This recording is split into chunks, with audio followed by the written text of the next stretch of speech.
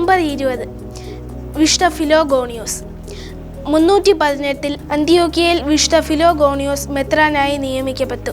അദ്ദേഹം അഭിഭാഷകനാണ്. തികഞ്ഞ വാഗ്മിയായിരുന്ന അദ്ദേഹം അഭിഭാഷക ജോലിയിൽ പ്രശോഭിച്ചു.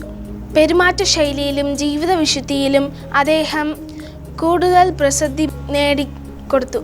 അന്ത്യോക്യയിലെ വിത്താലീസ് മെത്രാൻ അന്തരിച്ചപ്പോൾ വിശുദ്ധ ഫിലോഗോണിയോസ് മെത്രാനായി വാഴിച്ചു.